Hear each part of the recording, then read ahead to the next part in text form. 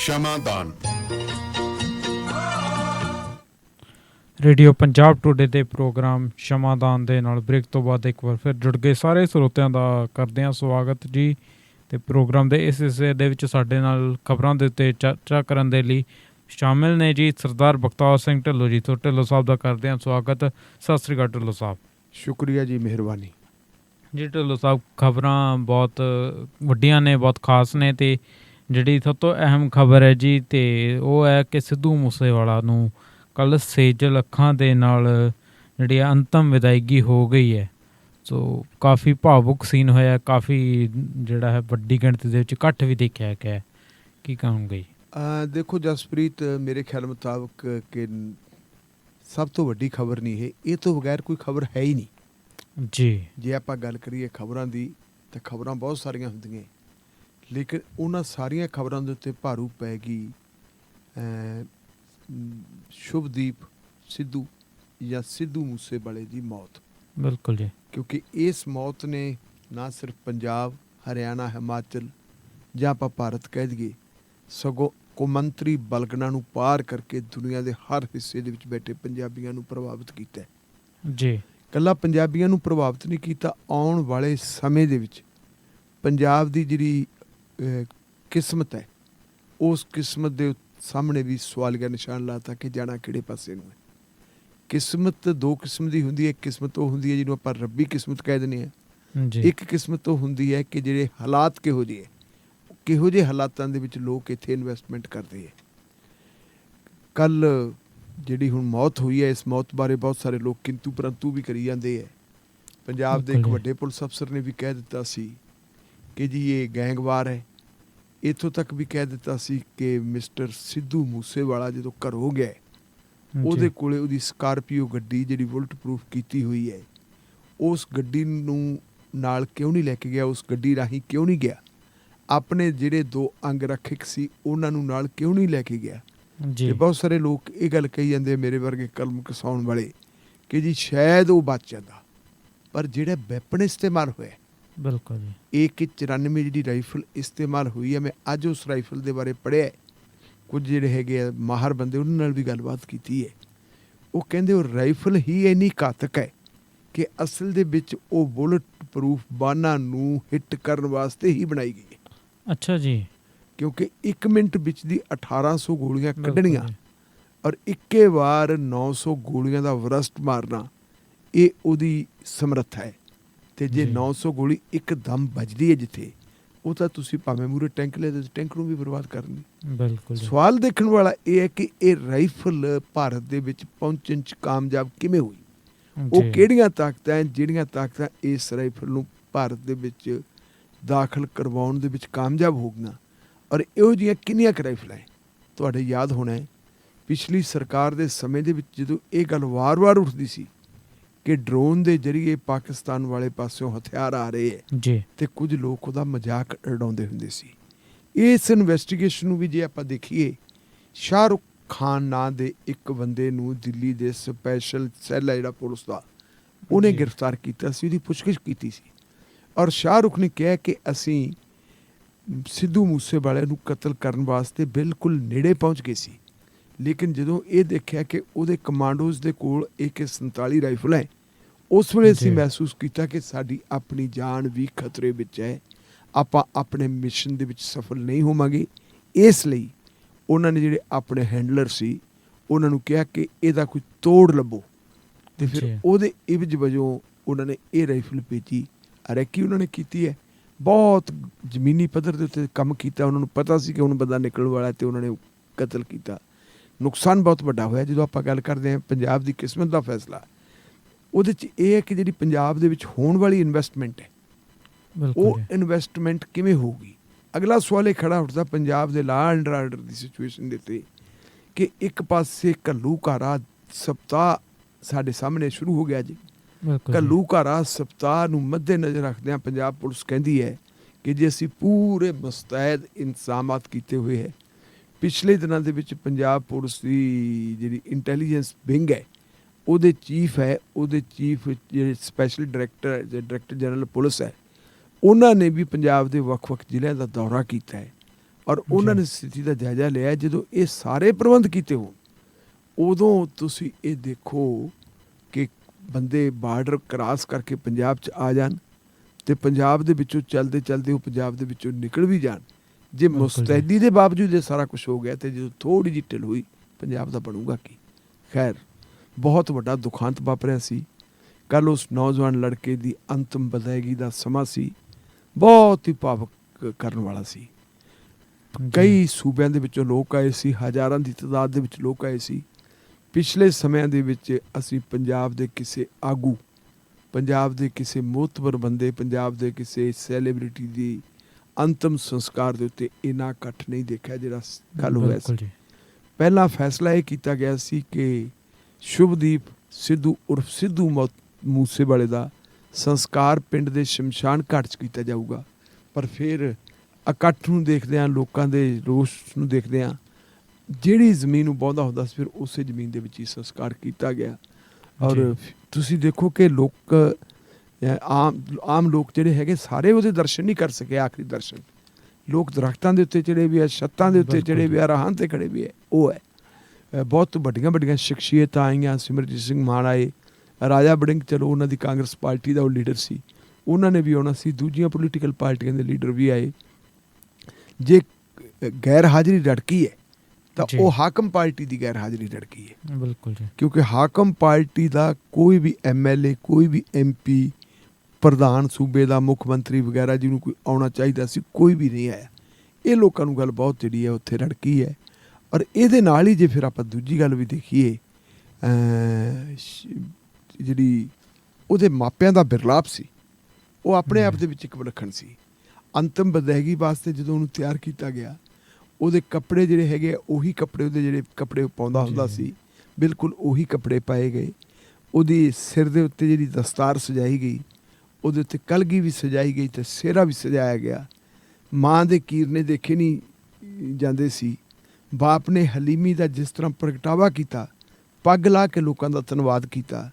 ਔਰ ਉਹ ਤੋਂ ਬਾਅਦ ਜਿਹੜਾ ਉਹਨਾਂ ਨੇ ਅਟੈਕ ਕੀਤਾ ਪੰਜਾਬ ਸਰਕਾਰ 'ਤੇ, ਉਹ ਵਾਰ-ਵਾਰ ਇਹ ਕਹਿ ਰਹੇ ਸੀ ਕਿ ਸਾਡਾ ਬੱਚਾ, ਦੋਨੇ ਮੀਆਂ ਬੀਬੀ, ਮਤਲਬ ਸਿੱਧੂ ਮੂਸੇਵਾਲੇ ਦੀ ਮਾਂ ਅਤੇ ਬਾਪ, ਇਹ ਵਾਰ-ਵਾਰ ਕਹਿ ਰਹੇ ਸੀ ਕਿ ਸਾਡੇ ਮੁੰਡੇ ਦੀ ਮੌਤ ਦਾ ਕਾਰਨ ਹੋਰ ਕੋਈ ਨਹੀਂ, ਮੌਜੂਦਾ ਪੰਜਾਬ ਸਰਕਾਰ ਹੈ।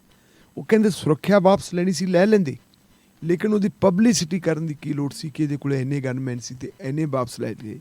ਇਹ ਗੱਲ ਕਹਿ ਕੇ ਉਹਨਾਂ ਨੇ ਸਾਡੇ ਪੁੱਤ ਦਾ ਜਿਹੜਾ ਹੈਗਾ ਇੱਕ ਕਿਸਮ ਦਾ ਕਤਲ ਕਰਵਾਉਣ ਦੇ ਵਿੱਚ ਭੂਮਿਕਾ ਨਿਭਾਈ ਹੈ। ਇਹ ਬਹੁਤ ਵੱਡਾ ਇਲਜ਼ਾਮ ਹੈ ਸੰਸਕਾਰ ਦੇ ਮੌਕੇ ਦੇ ਉੱਤੇ ਲਾਉਣਾ। ਔਰ ਮੈਥੋਂ ਚੱਲਿਆ ਨਹੀਂ ਜਾਂਦਾ ਸੀ ਜਦੋਂ ਦਾ ਬਾਪ ਕਹਿ ਰਿਹਾ ਸੀ ਕਿ ਇੱਕ ਗਰੀਬ ਮਜ਼ਦੂਰ ਦੇ ਬੱਚੇ ਨੂੰ ਮਾਰ ਕੇ ਤੁਹਾਨੂੰ ਮਿਲਿਆ ਕੀ। ਇਹ ਠੀਕ ਹੈ ਕਿ ਸਿੱਧੂ ਮੂਸੇਵਾਲਾ ਇਸ ਵੇਲੇ ਬਹੁਤ ਜ਼ਿਆਦਾ ਟੈਕਸ ਵੀ ਅਦਾ ਕਰਦਾ ਸੀ ਭਾਰਤ ਸਰਕਾਰ ਦਾ। ਉਹਨੇ ਬਹੁਤ ਵਧੀਆ ਹਵੇਲੀ ਵੀ ਪਾ ਲਈ, ਉਹਨੇ ਕਈ ਟਰੈਕਟਰ ਅਤੇ ਵਾਹਨ ਵੀ ਲਏ, ਉਹਨੇ ਜ਼ਮੀਨ ਵੀ ਖਰੀਦੀ। ਲੇਕਿਨ ਜਦੋਂ ਅਸੀਂ ਉਹਦੇ ਬਾਪ ਦੇ ਪਿਛੋਕੜ ਵੱਲ ਨਜ਼ਰ ਮਾਰਦੇ ਹਾਂ, ਜਸਪ੍ਰੀਤ, ਅੱਜ ਮੈਂ ਪੁਲਿਸ ਦੇ ਦਫ਼ਤਰ 'ਚ ਗਿਆ ਸੀ, ਪੁਰਾਣੇ ਬੰਦੇ ਕੁਝ ਮਿਲੇ ਉੱਥੇ। ਉਹਨਾਂ ਨੇ ਮੈਨੂੰ ਇਹ ਦੱਸੀ ਗੱਲ ਕਿ ਆਪਣੇ ਸਿੱਧੂ ਮੂਸੇਵਾਲੇ ਦਾ ਬਾਪ, ਸ਼ੁਭਦੀਪ ਦਾ ਬਾਪ, ਆਰਮੀ 'ਚੋਂ ਰਿਟਾਇਰ ਹੋ ਕੇ ਇੱਥੇ ਆ ਕੇ ਬਠਿੰਡੇ ਜ਼ਿਲ੍ਹੇ ਦੇ ਵਿੱਚ SPO ਭਰਤੀ ਹੋਇਆ ਸੀ 1992 'ਚ। ਅੱਛਾ ਜੀ। ਜਿਹੜੇ ਸਪੈਸ਼ਲ ਪੁਲਿਸ ਅਫਸਰ ਕਹਿ ਦਿੰਦੇ ਆ, ਉਹਨਾਂ ਦੀ ਤਨਖਾਹ ਬਹੁਤ ਥੋੜ੍ਹੀ ਹੁੰਦੀ ਹੈ। SPO ਭਰਤੀ ਹੋਇਆ ਸੀ ਕਿਉਂਕਿ ਉਸ ਵੇਲੇ ਜਿਹੜੀਆਂ ਪੋਸਟਾਂ ਕੱਢੀਆਂ ਸੀ ਉਹ ਪੁਲਿਸ ਵਾਸਤੇ ਕੱਢੀਆਂ ਸੀ। ਪੁਲਿਸ ਵਾਸਤੇ ਪਹਿਲਾਂ ਪੋਸਟਾਂ ਕੱਢਤੀਆਂ, ਫਿਰ ਭਰਤੀ ਨਹੀਂ ਸੀ ਕੀਤੇ। ਕੁਛ ਮਹੀਨੇ ਉਹਨੇ ਇੱਥੇ ਲਾਏ ਅਤੇ ਬਾਅਦ ਦੇ ਵਿੱਚ ਇੱਥੋਂ ਛੱਡ ਕੇ ਉਹ ਚਲਾ ਗਿਆ ਸੀ ਮਾਨਸਾ। ਔਰ ਮਾਨਸਾ ਜਾ ਕੇ ਫਾਇਰ ਬ੍ਰਿਗੇਡ ਦੇ ਵਿੱਚ ਨੌਕਰੀ ਕਰਦਾ ਅੱਜ ਵੀ। ਅੱਛਾ ਜੀ। ਹਾਂ, ਮਤਲਬ ਤੁਸੀਂ ਦੇਖੋ ਕਿ ਉਹਨਾਂ ਦੀ ਸਾਦਗੀ ਪਰਿਵਾਰ ਦੀ ਕਿੰਨੀ ਹੈ। ਹੁਣ ਉਹੇ ਜਿਹੇ ਪਰਿਵਾਰ ਦੇ ਇੱਕ ਬੱਚੇ ਦਾ ਨੁਕਸਾਨ ਹੋਣਾ, ਉਸ ਮਾਂ ਬਾਪ ਦਾ ਕੀ ਬਣੂ। ਠੀਕ ਹੈ, ਪੈਸੇ ਦੀ ਕੋਈ ਕਮੀ ਨਹੀਂ, ਉਹਦੀ ਰਾਇਲਟੀ ਹੈ ਜਿਹੜੀ ਉਹਦੇ ਗੀਤਾਂ ਦੀ ਆਉਂਦੀ ਰਹੂਗੀ, ਉਹ ਸਾਰਾ ਕੁਛ ਹੈ। ਲੇਕਿਨ ਪੈਸਾ ਉਹ ਘਾਟ ਪੂਰੀ ਨਹੀਂ ਕਰ ਸਕਦਾ ਜਿਹੜੀ ਪੁੱਤ ਅਤੇ ਧੀ ਦੇ ਚਲਾਣੇ ਦੇ ਨਾਲ ਬੰਦੇ ਨੂੰ ਘਾਟ ਹੋ ਜਾਏ। ਹੁਣ ਜੇ ਇਸ ਪਰਿਵਾਰ ਦੇ ਵਿੱਚ ਧੀ ਵੀ ਹੁੰਦੀ, ਫਿਰ ਵੀ ਮਾਪੇ ਮਤਲਬ ਵੀ ਧੀ ਦੇ ਸਿਰ ਦੇ ਉੱਤੇ ਆਪਣੇ ਦਿਨ ਇਕੱਠੀ ਕਰ ਲੈਂਦੇ। ਹੁਣ ਕੱਲ੍ਹ ਸੰਸਕਾਰ ਹੋ ਗਿਆ, ਅੱਜ ਜਿਹੜੇ ਹੈਗੀਆਂ ਅਸਥੀਆਂ ਚੁੱਕੀਆਂ ਗਈਆਂ, ਹੋਰ 5-7 ਦਿਨਾਂ ਨੂੰ ਭੋਗ ਪੈ ਜਾਣਾ। ਭੋਗ ਤੋਂ ਬਾਅਦ ਕਿੰਨੇ ਕੁ ਲੋਕ ਆਉਂਦੇ ਅਤੇ ਕਿੰਨੇ ਕੁ ਲੋਕ ਸੰਬੰਧ ਰੱਖਦੇ ਹੈ, ਇਹ ਗੱਲਾਂ ਸੋਚਣ ਵਾਲੀਆਂ। ਖੈਰ, ਉਸ ਮੁੰਡੇ ਨੇ ਜਿਹੜੀ ਮਾਂ ਬੋਲੀ ਪੰਜਾਬੀ ਦੀ ਸੇਵਾ ਕੀਤੀ, ਮੈਂ ਕੱਲ੍ਹ ਵੀ ਕਹਿ ਰਿਹਾ ਸੀ, ਹਥਿਆਰਾਂ ਦਾ ਜ਼ਿਕਰ ਕੀਤਾ ਜਾਂਦਾ ਜੀ, ਹਥਿਆਰਾਂ ਨੂੰ ਪ੍ਰਮੋਟ ਕਰਦਾ ਸੀ, ਸਾਰਾ ਕੁਝ ਕਰਦਾ ਸੀ। ਇਸ ਚਲੋ ਸਾਡੇ ਕਲਚਰ ਦਾ ਹਿੱਸਾ, ਗੀਤਾਂ ਗਾਣਿਆਂ ਦੇ ਵਿੱਚ ਇਹ ਗੱਲਾਂ ਆਉਂਦੀਆਂ ਹੀ, ਹਥਿਆਰਾਂ ਦੀ ਗੱਲ ਪਹਿਲਾਂ ਵੀ ਆਉਂਦੀ ਰਹੀ ਹੈ।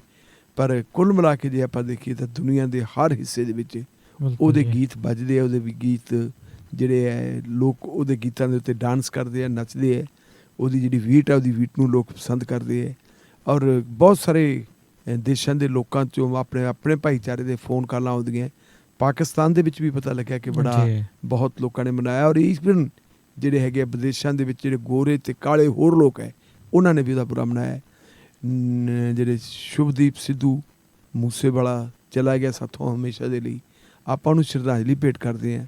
ਲੇਕਿਨ ਆਪਾਂ ਕਾਮਨਾ ਕਰਦੇ ਹਾਂ ਕਿ ਪੰਜਾਬ ਦਾ ਮਾਹੌਲ ਠੀਕ ਰਹੇ, ਅਗਾਂਹ ਨੂੰ ਅਜਿਹੀਆਂ ਘਟਨਾਵਾਂ ਨਾ ਵਾਪਰਨ, ਕਿਉਂਕਿ ਜਦੋਂ ਇਸ ਕਿਸਮ ਦੇ ਹਾਲਾਤ ਵਾਪਰਦੇ ਹੈ, ਉਹ ਹਾਲਾਤ ਬਹੁਤ ਹੀ ਘਾਤਕ ਹੁੰਦੇ ਹੈ ਸੋਸਾਇਟੀ ਦੇ ਲਈ ਜੀ। ਬਿਲਕੁਲ ਜੀ। ਸੋ ਰੇਡੀਓ ਪੰਜਾਬ ਟੂਡੇ ਵੀ ਇੱਕ ਵਾਰ ਫਿਰ ਤੋਂ ਸ਼ੁਭਦੀਪ ਸਿੰਘ ਸਿੱਧੂ ਮੂਸੇਵਾਲਾ ਨੂੰ ਸ਼ਰਧਾਂਜਲੀ ਵੀ ਭੇਂਟ ਕਰਦਾ ਹੈ, ਅਤੇ ਇਹੀ ਅਸੀਂ ਆਸ ਕਰਦੇ ਹਾਂ ਕਿ ਇੱਦਾਂ ਦੇ ਹਾਲਾਤ ਮੁੜ ਤੋਂ ਪੰਜਾਬ ਦੇ ਵਿੱਚ ਨਾ ਦੇਖਣ ਨੂੰ ਮਿਲਣ। ਅਤੇ ਹੁਣ ਜਿਹੜੀ ਅਸੀਂ ਅਗਲੀ ਖਬਰ ਲੈਣੀ ਚਾਹਾਂਗੇ ਢਿੱਲੋਂ ਸਾਹਿਬ, ਉਹ ਇਹ ਹੈ ਜੀ ਕਿ ਪੰਜਾਬ ਪੁਲਿਸ ਅਤੇ ਖਾਸ ਕਰਕੇ ਸੁਰੱਖਿਆ ਮਹਿਕਮਾ ਲਗਾਤਾਰ ਚਰਚਾ ਦੇ ਵਿੱਚ ਸੀਗਾ, ਅਤੇ ਹੁਣ ਇਹਨਾਂ ਚਰਚਾਵਾਂ ਦੇ ਚੱਲਦੇ ਹੋਏ 2 ਵੱਡੇ ਪੁਲਿਸ ਅਫਸਰਾਂ ਦਾ ਹੋ ਗਿਆ ਤਬਾਦਲਾ। ਇਸ ਤਬਾਦਲੇ ਨੂੰ ਕਿਵੇਂ ਦੇਖਦੇ ਹੋ ਜੀ? ਦੇਖੋ, ਦੋਨੋਂ ਪੁਲਿਸ ਅਫਸਰ ਜਿਨ੍ਹਾਂ ਦੇ ਤਬਾਦਲੇ ਹੋਏ ਹੈ, ਬੜੇ ਨਾਮਵਰ ਪੁਲਿਸ ਅਫਸਰ ਹੈ ਜੀ, ਔਰ ਦੋਨਾਂ ਨੂੰ ਬੜੇ ਇਮਾਨਦਾਰ ਅਤੇ ਕੰਪੀਟੈਂਟ ਸਮਝਿਆ ਗਿਆ। ਬਿਲਕੁਲ ਜੀ। ਇੱਕ ਮਿਸਟਰ ਈਸ਼ਵਰ ਸਿੰਘ ਹੈ ਜੀ, ਉਹ ਪਹਿਲਾਂ ਵਿਜੀਲੈਂਸ ਦੇ ਚੀਫ ਹੁੰਦੇ ਸੀ, ਚੀਫ ਡਾਇਰੈਕਟਰ ਵਿਜੀਲੈਂਸ ਬਿਊਰੋ। ਉਹਨਾਂ ਦੀ ਟਰਾਂਸਫਰ ਹੋ ਗਈ ਅਤੇ ਉਹਨਾਂ ਦੀ ਥਾਂ ਦੇ ਉੱਤੇ ਲਾ ਦਿੱਤਾ ਵਰਿੰਦਰ ਕੁਮਾਰ ਨੂੰ ਜੀ। ਵਰਿੰਦਰ ਕੁਮਾਰ ਜਿਹੜੇ ਹੈਗੇ ਆ ਉਹ ਵੀ ਬਹੁਤ ਵਧੀਆ ਆਫਿਸਰ ਹੈ, ਔਰ ਉਹ ਤੋਂ ਪਹਿਲਾਂ ਇਸ ਚੀਫ ਵਿਜੀਲੈਂਸ ਡਾਇਰੈਕਟਰ ਲੱਗਣ ਤੋਂ ਪਹਿਲਾਂ ਉਹ ADGP ਜੇਲ੍ਹਾਂ ਦੇ ਸੀ ਜੀ। ਉਹ ਤੋਂ ਪਹਿਲਾਂ ਉਹ ADGP ਬਿਊਰੋ ਆਫ ਇਨਵੈਸਟੀਗੇਸ਼ਨ ਦੇ ਵੀ ਹੈਡ ਰਹੇ ਆ। ਉਹਨਾਂ ਨੂੰ ਡਾਇਰੈਕਟਰ ਕਹਿ ਦਿੰਦੇ ਆ, director bureau of investigation BOI। ਅਤੇ ਠੀਕ ਹੈ ਜੀ। ਉਹ ਤੋਂ ਪਹਿਲਾਂ ਉਹ NRI ਵਿੰਗ ਦੇ ਵੀ ਰਹੇ ਹੈ, ਉਹ ਇੰਟੈਲੀਜੈਂਸ ਦੇ ਵੀ ਰਹੇ ਹੈ, ਉਹ ਸਿਕਿਉਰਿਟੀ ਦੇ ਵੀ ਰਹੇ ਹੈ। ਲਗਭਗ ਸਾਰੇ ਮਤਲਬ ਉਹਨਾਂ ਨੂੰ ਜਿਹੜੇ ਹੈਗੇ ਤਜਰਬੇ ਹੈਗੇ ਪੁਲਿਸ ਦੇ ਜਿਹੜੇ ਹੋਣੇ ਚਾਹੀਦੇ ਜੀ, ਉਹਨਾਂ ਨੂੰ ਲਾਇਆ ਵਾ। ਔਰ ਵਿਜੀਲੈਂਸ ਦੇ ਵਿੱਚ ਜ਼ਰੂਰ ਕਾਬਲ ਅਫਸਰ ਦੀ ਲੋੜ ਸੀ। ਇਹਦਾ ਮਤਲਬ ਇਹ ਨਹੀਂ ਕਿ ਈਸ਼ਵਰ ਸਿੰਘ ਹੋਣੀ ਕਾਬਲ ਨਹੀਂ, ਕਾਬਲ ਉਹ ਵੀ ਹੈ, ਲੇਕਿਨ ਈਸ਼ਵਰ ਸਿੰਘ ਹੋਰਾਂ ਦੀ ਵੀ ਲੋੜ ਸੀ। ਹੁਣ ਤੁਸੀਂ ਦੇਖੋ ਕਿ ਇਸ ਵੇਲੇ ਪੰਜਾਬ ਦੇ ਲਾਅ ਐਂਡ ਆਰਡਰ ਦੀ ਸਥਿਤੀ ਬਹੁਤ ਭਿਆਨਕ ਹੈ। ਬਿਲਕੁਲ। ਹੁਣ ਤੱਕ ਤੁਸੀਂ ਦੇਖੋ ਜਿੱਦਾਂ ਦੀ ਸਰਕਾਰ ਬਣੀ ਹੈ, ਨਵੀਂ ਸਰਕਾਰ ਦੇ ਬਣਨ ਤੋਂ ਬਾਅਦ ਕਿੰਨੀਆਂ ਮੌਤਾਂ ਹੋ ਗਈਆਂ। ਲੇਟੈਸਟ ਜਿਹੜੀ ਅੱਜ ਦੀ ਖਬਰ ਆ ਰਹੀ ਹੈ ਕਿ ਹੁਣ ਤਾਂ PRTC ਵਾਲੇ, ਪੰਜਾਬ ਰੋਡਵੇਜ਼ ਦੇ ਬੱਸਾਂ ਵਾਲਿਆਂ ਤੋਂ ਵੀ ਪੈਸੇ ਖੋਹਣ ਲੱਗ ਗਏ। ਬਿਲਕੁਲ ਜੀ। ਇਸ ਕਿਸਮ ਦੀਆਂ ਘਟਨਾਵਾਂ ਵਾਪਰ ਗਈਆਂ। ਇਹਨਾਂ ਘਟਨਾਵਾਂ ਦੇ ਵਾਪਰਨ ਤੋਂ ਪਹਿਲਾਂ ਦੀ ਜੇ ਆਪਾਂ ਦੇਖੀਏ ਤਾਂ ਪੰਜਾਬ ਪੁਲਿਸ ਦੇ ਵਿੱਚ ਜਿਹੜੇ ADGP ਲਾਅ ਐਂਡ ਆਰਡਰ ਦੀ ਕੁਰਸੀ ਦੇ ਉੱਤੇ ਜਿਹੜੇ ਸੱਜਣ ਬੈਠੇ ਸੀ, ਉਹਨਾਂ ਦਾ ਪਿਛਲੇ ਦਿਨੀ ਤਬਾਦਲਾ ਕਰਤਾ ਸੀ ਜੀ। ਉਹਨਾਂ ਦਾ ਤਬਾਦਲਾ ਹੋ ਗਿਆ ਸੀ ਅਤੇ ਉਹਦੀ ਵਜ੍ਹਾ ਕਾਰਨ ਇਹ ਸੀਟ ਖਾਲੀ ਪਈ ਸੀ। ਲਾਅ ਐਂਡ ਆਰਡਰ ਬਹੁਤ ਮਹੱਤਵਪੂਰਨ ਹੁੰਦਾ ਹੈ। ਇਹ ਤੋਂ ਪਹਿਲਾਂ ਲਾਅ ਐਂਡ ਆਰਡਰ ਦੇ ਮੁਖੀ ਵਜੋਂ ਈਸ਼ਵਰ ਸਿੰਘ ਹੋਰਾਂ ਨੇ ਕੰਮ ਕੀਤਾ ਸੀ। ਸੋ ਇਹ ਮੇਰਾ ਖਿਆਲ ਹੈ ਵੀ ਮੌਜੂਦਾ ਸਰਕਾਰ ਨੂੰ ਇਸ ਗੱਲ ਦੀ ਲੋੜ ਮਹਿਸੂਸ ਹੋਈ ਕਿ ਲਾਅ ਐਂਡ ਆਰਡਰ ਉਸੇ ਆਫਿਸਰ ਨੂੰ ਦਿੱਤਾ ਜਾਵੇ ਜਿਹਨੇ ਪਹਿਲਾਂ ਵੀ ਦੇਖਿਆ ਹੋਵੇ ਜੀ। ਚਾਹੇ ਕੈਪਟਨ ਅਮਰਿੰਦਰ ਸਿੰਘ ਦੀ ਸਰਕਾਰ ਸੀ, ਚਾਹੇ ਚਰਨਜੀਤ ਸਿੰਘ ਚੰਨੀ ਹੋਰਾਂ ਦੀ ਸਰਕਾਰ ਸੀ, ਉਸ ਸਰਕਾਰ ਦੇ ਵਿੱਚ ADGP Ishwar Singh law and order ਦੇ ਇੰਚਾਰਜ ਰਹੇ ਹੈ ਅਤੇ ਹੁਣ ਉਹਨਾਂ ਨੂੰ ਲਾਅ ਐਂਡ ਆਰਡਰ ਵਾਸਤੇ ਫੇਰ ਲਾ ਦਿੱਤਾ ਗਿਆ। ਸੋ ਇਹਦੇ ਵਿੱਚ ਲਾਅ ਐਂਡ ਆਰਡਰ ਨੂੰ ਮੇਨਟੇਨ ਕਰਨ ਵਾਸਤੇ ਕਾਬਲ ਅਫਸਰ ਦੀ ਲੋੜ ਹੈ, ਤਜਰਬੇਕਾਰ ਅਫਸਰ ਦੀ ਲੋੜ ਹੈ। ਇਹਦੇ ਨਾਲ ਕੁਛ ਲੋਕ ਜਿਹੜੇ ਹੈ, ਕਈ ਖਬਰਾਂ ਹੋਰ ਵੀ ਵਿੰਗੀਆਂ ਟੇਢੀਆਂ ਲਾਈ ਜਾਂਦੇ ਹੈ। ਕੁਝ ਲੋਕਾਂ ਨੇ ਇਹ ਖਬਰਾਂ ਵੀ ਲਿਖੀਆਂ ਕਿ ਜੀ ਵਿਜੀਲੈਂਸ ਦੀ ਕਾਰਗੁਜ਼ਾਰੀ ਢਿੱਲੀ ਸੀ, ਇਸ ਕਰਕੇ ਈਸ਼ਵਰ ਸਿੰਘ ਨੂੰ ਬਦਲਤਾ। ਮੰਨ ਲਓ ਵਿਜੀਲੈਂਸ ਦੀ ਜੇ ਕਾਰਗੁਜ਼ਾਰੀ ਢਿੱਲੀ ਸੀ ਅਤੇ ਫਿਰ ਜਿਹੜਾ ਬੰਦਾ ਉੱਥੇ ਲੱਗਿਆ ਸੀ ਉਹਨੂੰ ਲਾਅ ਐਂਡ ਆਰਡਰ ਵਾਲੇ ਪਾਸੇ ਕਿਉਂ ਲਾਇਆ ਜੀ? ਬਿਲਕੁਲ। ਇਹਦਾ ਮਤਲਬ ਕਾਰਗੁਜ਼ਾਰੀ ਢਿੱਲੀ ਨਹੀਂ ਸੀ। ਹੁਣ ਇੱਕ ਤੁਹਾਡੇ ਯਾਦ ਹੋਣਾ ਹੈ, 1000 ਕਰੋੜ ਰੁਪਏ ਦਾ ਸਕੈਂਡਲ ਹੋਇਆ ਸੀ, ਇਰੀਗੇਸ਼ਨ ਦਾ ਸਕੈਂਡਲ। ਬਿਲਕੁਲ ਜੀ। ਉਹਦੇ ਵਿੱਚ ਕੁਝ ਇਰੀਗੇਸ਼ਨ ਦੇ ਆਫਿਸਰ ਵੀ ਗ੍ਰਿਫਤਾਰ ਹੋ ਗਏ ਸੀ, ਠੇਕੇਦਾਰ ਗੁਰਿੰਦਰ ਸਿੰਘ ਪਾਪਾ ਵੀ ਉਹਦੇ 'ਚ ਗ੍ਰਿਫਤਾਰ ਹੋ ਗਿਆ ਸੀ।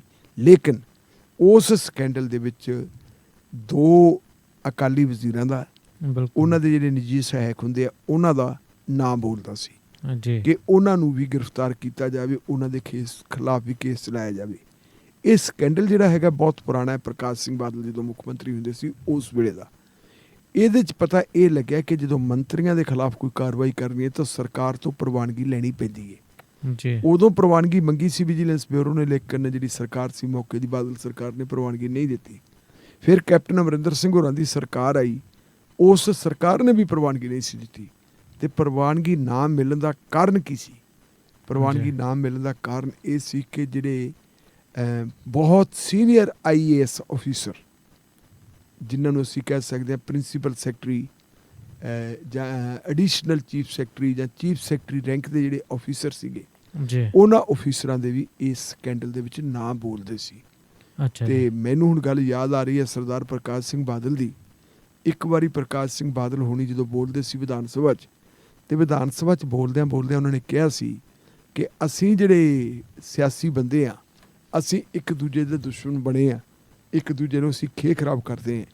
ਤੇ ਅਫੀਸਰਸ ਗੈਲੀ ਵੱਲ ਹੱਥ ਕਰਕੇ ਬਾਦਲ ਸਾਹਿਬ ਨੇ ਕਿਹਾ ਸੀ ਕਿ ਇਹਨਾਂ ਤੋਂ ਸਿੱਖੋ ਕੁਝ, ਇਹ ਬਿਲਕੁਲ ਆਪਦਾ ਭਾਈਚਾਰਾ ਪਾਲਦੇ ਹੈ। ਇੱਕ ਅਫਸਰ ਨੂੰ ਬਦਲ ਦਿੰਦੇ ਆ, ਦੂਜਾ ਅਫਸਰ ਉਹਦੀ ਥਾਂ ਤੇ ਲਾ ਦਿੰਦੇ ਆ, ਲੇਕਿਨ ਇਹਨਾਂ ਨੇ ਕਦੇ ਵੀ ਆਪਣੇ ਹਿੱਤਾਂ ਦੇ ਖਿਲਾਫ, ਇੱਕ ਦੂਜੇ ਦੇ ਹਿੱਤਾਂ ਦੇ ਖਿਲਾਫ ਕੋਈ ਕਾਰਵਾਈ ਨਹੀਂ ਕੀਤੀ। ਸੋ ਜਿਹੜੀ ਬਿਊਰੋਕ੍ਰੇਸੀ ਹੈ ਬਹੁਤ ਪਾਵਰਫੁਲ ਹੈ। ਜੇ ਉਹ ਪਰਮਿਸ਼ਨ ਨਹੀਂ ਮਿਲੀ, ਇਹਦਾ ਮਤਲਬ ਉਸ ਪਰਮਿਸ਼ਨ ਦੇ ਵਿੱਚ ਅੜਿੱਕੇ ਬਿਊਰੋਕ੍ਰੇਸੀ ਨੇ ਵੀ ਲਾਏ ਹੋਣਗੇ। ਹੁਣ ਅੱਜ ਕੱਲ੍ਹ ਤੁਸੀਂ ਦੇਖੋ ਵੀ ਪੰਚਾਇਤੀ ਜ਼ਮੀਨਾਂ ਤੋਂ ਕਬਜ਼ੇ ਛਡਵਾਉਣ ਦੀ ਗੱਲ ਹੋ ਰਹੀ ਹੈ। ਬਿਲਕੁਲ ਜੀ ਜੀ ਕਾਫੀ ਚਰਚਾ ਦੇ ਵਿੱਚ ਆਮ ਆਦਮੀ ਪਾਰਟੀ ਇਸ ਨੂੰ ਲੈ ਕੇ ਜੀ ਕਾਫੀ ਲਗਾਤਾਰ ਖਬਰਾਂ ਆ ਰਹੀਆਂ ਨੇ, ਕਾਫੀ ਵੱਡੇ ਦਾਅਵੇ ਵੀ ਨੇ ਕਿ ਬਿਲਕੁਲ ਉਹ ਜਿਹੜੀਆਂ ਪੰਚਾਇਤਾਂ ਤੋਂ ਜ਼ਮੀਨਾਂ ਛਡਾਉਣ ਦੀ ਜਿਹੜੀ ਕਾਰਵਾਈ ਹੋ ਰਹੀ ਹੈ, ਸਾਡੇ ਪੰਚਾਇਤ ਮੰਤਰੀ ਕੁਲਦੀਪ ਸਿੰਘ ਧਾਲੀਵਾਲ ਹੋਰੀ ਬੜੇ ਸਰਗਰਮ ਹੈ ਜੀ। ਪਿਛਲੇ ਦਿਨਾਂ ਦੇ ਵਿੱਚ ਕਿਸਾਨਾਂ ਦੀਆਂ ਮੀਟਿੰਗਾਂ ਸਰਕਾਰ ਨਾਲ ਵੀ ਹੋਈਆਂ, ਮਾਲ ਮੰਤਰੀ ਆਪਣੇ ਤੁਹਾਡੇ ਪੰਚਾਇਤ ਮੰਤਰੀ ਨਾਲ ਵੀ ਹੋਈਆਂ, ਤੇ ਕੁਛ ਉਹਨਾਂ ਨੇ ਆਪਣੇ ਪੱਧਰ 'ਤੇ ਆਪਣੀਆਂ ਜਥੇਬੰਦੀਆਂ ਦੀਆਂ ਵੀ ਕੀਤੀਆਂ। ਉਹਨਾਂ ਦੇ ਵਿੱਚ ਇੱਕ ਗੱਲ ਬੜੀ ਉੱਭਰ ਕੇ ਸਾਹਮਣੇ ਆਉਂਦੀ ਹੈ। ਉਹ ਕਹਿੰਦੇ ਵੀ ਜਿਹੜੇ ਛੋਟੇ ਕਿਸਾਨ ਹੈ ਜਾਂ ਜਿਹੜੇ ਆਬਾਦਕਾਰ ਹੈ, ਜਿਨ੍ਹਾਂ ਨੇ ਕਈ ਦਹਾਕੇ ਪਹਿਲਾਂ ਜਿਹੜੀਆਂ ਬੰਜਰ ਜ਼ਮੀਨਾਂ ਨੂੰ ਆਬਾਦ ਕਰਕੇ ਤੇ ਉੱਥੇ ਖੇਤੀਬਾੜੀ ਸ਼ੁਰੂ ਕੀਤੀ ਹੋਈ ਹੈ, ਆਪਣੇ ਬਾਲ ਬੱਚੇ ਦੀ ਰੋਜੀ ਰੋਟੀ ਦਾ ਪ੍ਰਬੰਧ ਉਹ ਚਲਾਉਂਦੇ ਹੈ, ਉਹਨਾਂ ਦੇ ਖਿਲਾਫ ਤਾਂ ਸਰਕਾਰ ਜਿਹੜੀ ਹੈਗੀ ਹੈ ਬੜੀ ਸਰਗਰਮ ਹੋ ਗਈ ਹੈ। ਸਰਕਾਰੀ ਮਸ਼ੀਨਰੀ ਪਹੁੰਚ ਗਈ ਹੈ, ਮੰਤਰੀ ਜੀ ਵੀ ਚਲੇ ਜਾਂਦੇ ਹੈ, ਨਾਲ ਟਰੈਕਟਰ ਵੀ ਚਲੇ ਜਾਂਦੇ ਹੈ, ਪੁਲਿਸ ਵੀ ਚਲੇ ਜਾਂਦੀ ਹੈ, ਔਰ ਜਿਹੜੇ ਪੰਚਾਇਤ ਵਿਭਾਗ ਦੇ ਆਫਿਸਰ ਆ ਉਹ ਵੀ ਚਲੇ ਜਾਂਦੇ ਹੈ। ਥੱਲੜੇ ਮਤਲਬ ਪੰਚਾਇਤ ਸੈਕਟਰੀ ਤੋਂ ਲੈ ਕੇ ਡਾਇਰੈਕਟਰ ਤੱਕ ਦੇ ਲੋਕ ਜਾਂਦੇ ਹੈ। ਪਰ ਉਹ ਕਹਿੰਦੇ ਵੀ ਇਹਨਾਂ ਦੇ ਖਿਲਾਫ ਤਾਂ ਕਾਰਵਾਈ ਹੁੰਦੀ ਹੈ, ਤੇ ਜਿਹੜੇ ਵੱਡੇ ਲੋਕ ਮੋਹਾਲੀ ਦੇ ਆਲੇ ਦੁਆਲੇ 50,000 ਏਕੜ ਜ਼ਮੀਨ ਦੇ ਉੱਤੇ ਕਾਬਜ਼ ਹੈ, ਉਹਨਾਂ ਦੇ ਖਿਲਾਫ ਕਾਰਵਾਈ ਤੁਸੀਂ ਕਿਉਂ ਨਹੀਂ ਕਰਦੇ? ਹੁਣ ਇਹ 50,000 ਏਕੜ ਦੀ ਜਿਹੜੀ ਕਾਰਵਾਈ ਦੀ ਗੱਲ ਆਉਂਦੀ ਹੈ ਜਸਪ੍ਰੀਤ, ਇਹ ਪੰਜਾਬ ਤੇ ਹਰਿਆਣਾ ਹਾਈ ਕੋਰਟ ਨੇ ਇੱਕ ਕਮਿਸ਼ਨ ਬਣਾਇਆ ਸੀ, ਔਰ ਉਸ ਕਮਿਸ਼ਨ ਦੀ ਅਗਵਾਈ ਜਿਹੜੀ ਹੈ ਸਾਬਕਾ ਸੁਪਰੀਮ ਕੋਰਟ ਦੇ ਸਾਬਕਾ ਜੱਜ ਜਸਟਿਸ ਕੁਲਦੀਪ ਸਿੰਘ ਹੋਰਾਂ ਨੂੰ ਦਿੱਤੀ ਸੀ। ਅੱਛਾ ਜੀ। ਕੁਲਦੀਪ ਸਿੰਘ ਹੋਰਾਂ ਨੇ ਉਹਦੀ ਪੜਤਾਲ ਕੀਤੀ। ਕਮਿਸ਼ਨ ਦੇ ਹੋਰ ਮੈਂਬਰ ਵੀ ਸੀ, ਸ਼ਾਇਦ ਉਹਨਾਂ ਦੇ ਵਿੱਚ ADGP ਚੰਦਰ ਸ਼ੇਖਰ ਵੀ ਸੀ। ਉਹਨਾਂ ਨੇ ਪੜਤਾਲ ਕਰਕੇ ਇਹ ਨਤੀਜਾ ਕੱਢਿਆ ਕਿ ਇਹ ਜਿਹੜੀ ਹੈ 50,000 ਏਕੜ ਜਿਹੜੀ ਹੈ ਪੰਚਾਇਤੀ ਜ਼ਮੀਨ ਜਾਂ ਸਰਕਾਰੀ ਜ਼ਮੀਨ ਉਹ ਵੱਡੇ ਲੋਕਾਂ ਦੇ ਕਬਜ਼ੇ ਦੇ ਵਿੱਚ ਹੈ। ਕੁਝ ਉਹਨਾਂ ਨੇ ਅਫਸਰਾਂ ਦੇ ਨਾਂ ਵੀ ਲਿਖੇ ਸੀ, ਕੁਝ ਪੋਲੀਟੀਸ਼ੀਅਨਾਂ ਦੇ ਨਾਂ ਵੀ ਲਿਖੇ ਸੀ, ਸਾਬਕਾ ਮੁੱਖ ਮੰਤਰੀਆਂ ਦੇ ਨਾਂ ਵੀ ਲਿਖੇ ਸੀ। ਉਹ ਹੁਣ ਲੋਕ ਇਹ ਗੱਲ ਕਹਿੰਦੇ ਆ, ਕਿਸਾਨ ਜਥੇਬੰਦੀਆਂ ਕਹਿੰਦੇ ਕਿ ਉਹਨਾਂ ਤੋਂ ਕਬਜ਼ਾ ਛਡਾਓ, ਕਿਉਂ ਨਹੀਂ ਛਡਵਾਇਆ ਜਾਂਦਾ? ਕਿਉਂਕਿ ਕਬਜ਼ਾ ਛਡਵਾਉਣ ਵਾਲੇ ਵੀ ਤਾਂ ਆਫਿਸਰ ਹੀ ਹੈ ਨਾ।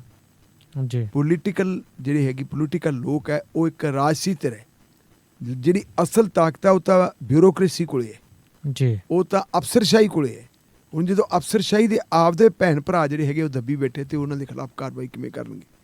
ਜਿੰਨੇ ਅਫਸਰ ਪੰਜਾਬ ਦੇ ਵਿੱਚ ਲੱਗੇ ਤੇ ਇਸ ਵੇਲੇ ਵੱਡੇ ਅਹੁਦਿਆਂ ਤੇ ਸਭ ਦੇ ਤੁਸੀਂ ਜਾ ਕੇ ਪਿੱਛਾ ਕਰਕੇ ਦੇਖ ਲਓ, ਸਾਰਿਆਂ ਦਾ ਆਲੇ ਦੁਆਲੇ ਚੰਡੀਗੜ੍ਹ ਦੇ ਆਲੇ ਦੁਆਲੇ ਜਿਹੜੀ ਪੈਰੀਫੇਰੀ ਹੈ, ਉਹਨਾਂ ਦੇ ਮਕਾਨ, ਉਹਨਾਂ ਦੀਆਂ ਜਾਇਦਾਦਾਂ ਉੱਥੇ ਹੀ ਬਣੀਆਂ ਹੋਈਆਂ। ਸੋ ਜਿਹੜੀ ਆਪਾਂ ਗੱਲ ਕਰਦੇ ਸੀਗੇ ਕਿ ਇਹ ਜਿਹੜਾ ਘੁਟਾਲਾ ਹੈ ਇਰੀਗੇਸ਼ਨ ਦਾ ਘੁਟਾਲਾ, ਜੇ ਉਹਦੇ ਵਿੱਚ ਕਾਰਵਾਈ ਨਹੀਂ ਹੁੰਦੀ ਤਾਂ ਉਹਦੇ ਵਿੱਚ ਵੀ ਬਿਊਰੋਕ੍ਰੇਸੀ ਸੀ। ਹੁਣ ਇਰੀਗੇਸ਼ਨ ਦੇ ਘੁਟਾਲੇ ਵਾਸਤੇ ਅੱਜ ਲੱਗੀ ਇੱਕ ਅਖਬਾਰ ਦੇ ਵਿੱਚ ਖਬਰ ਹੈ, ਕਹਿੰਦੇ ਜੀ ਕਾਰਵਾਈ ਫਿਰ ਸਖਤ ਹੋ। ਭਗਵੰਤ ਸਿੰਘ ਮਾਨ ਹੋਰੀ ਪ੍ਰਵਾਨਗੀ ਦੇ ਦੇਣ, ਪ੍ਰਵਾਨਗੀ ਦਵਾ ਦੇਣ ਤੇ ਨਾਲ ਦੀ ਨਾਲ ਕਾਰਵਾਈ ਹੋ ਜਾਣੀ ਹੈ।